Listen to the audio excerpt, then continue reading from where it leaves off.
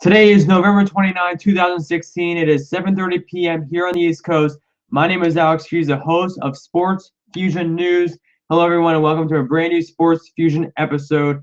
On tonight's show, we are joined by the founder of 518 Sports, Dylan Rossiter. We will be covering the tremendous victories of the Section 2 state champion football team victories that happened over the weekend with Cambridge, Glens Falls, and Troy all winning. We will also be talking about the exciting game that happened Sunday night between Siena and Albany, and what is the future for this rivalry. Once again, we are joined right now by Dylan Rossiter. Dylan, how are you doing tonight? I'm doing pretty well, Feuzion. Yourself? Good. So I know it's been a crazy weekend, the past few days for sports here in the 518, and I know you are currently calling the Maple Hill girls basketball game, right? Yeah, currently we got Maple Hill and Albany Leadership Academy. Currently it's a bloodbath at the half, like 3-7. Wow. We just had a pretty impressive moment with an and 1-3 by Ali Sophia of Maple Hill. Mm-hmm. Yeah, so Dylan, what have you made of this past weekend of sports here in the 518? Well, I love it. I love it, Alex. You got high school football all weekend long, and then you got that Albany Cup, which was just, the icing on the cake. Talking about football, Section 2, going 3-3 with Cambridge, Troy, and Glens Falls. All three of them were great games too. Alex, they all came down to 2-point conversion calls, and whether or not in a situation you go for 2 with the win or you go for 1 for the tie. And Section 2 got lucky, and got some great plays by Joe Gerard and Andrew Murphy at Glens Falls pulled that one out, and then of course John Terminario and Troy, they pulled it out, and don't forget about Cambridge down in Class C. They had a great start to the weekend on Friday. Yeah, so Dylan, I want to switch gears and talk some Glens Falls football, and I know that you tweeted out that you would love to see these Glens Falls take on Troy in a game, and obviously it won't happen, but I want to ask you, what do you think would happen if that game went on? Well, Alex, it would be an electric environment. Two cities that both love their teams. Troy would have the natural advantage being a Class AA school by sheer size compared to Glens Falls Class B. But, when you've got, Joe Gerard III, kid is incredible. Not just on the football field. He's something on the basketball court as well. Anything can happen. Again, like you said, we will never see it, unfortunately. But it would probably be a very fun and entertaining game to watch, no matter what the score was. And let's switch gears and talk about an exciting game, and that was Siena and Albany. And I actually could not be there for that game, but I know you were. And I want to ask you, what was the atmosphere like in the arena, and were you surprised by the outcome of this game? At Rossiter Arena, the place was electric. It was as close to Cameron Indoor at Duke as we'll ever get here in the Capital Region.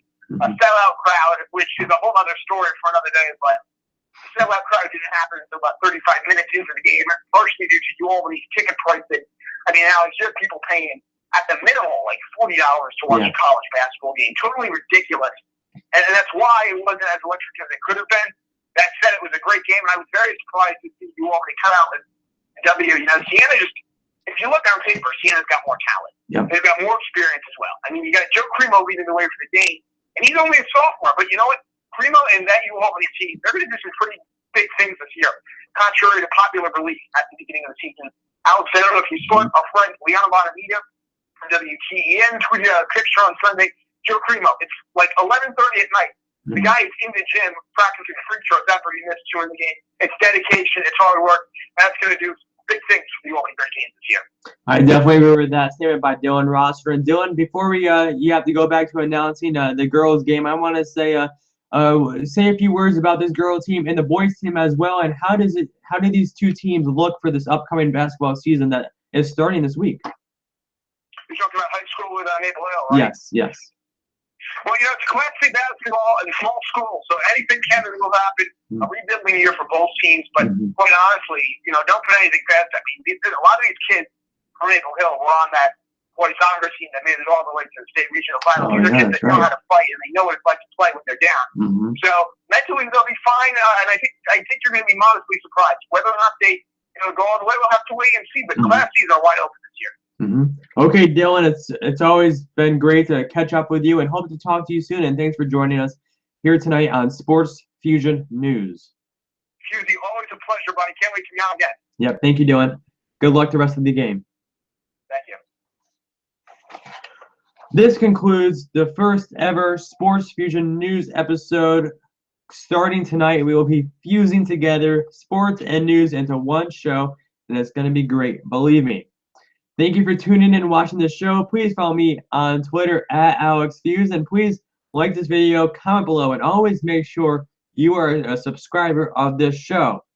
Thank you once again for watching. Be kind to one another, and I will see you Thursday at 3 p.m. with Jason Lewis, who is a co-host of Upstate Sports Edge on CBS 6. Thanks for watching. I will see you on Wednesday.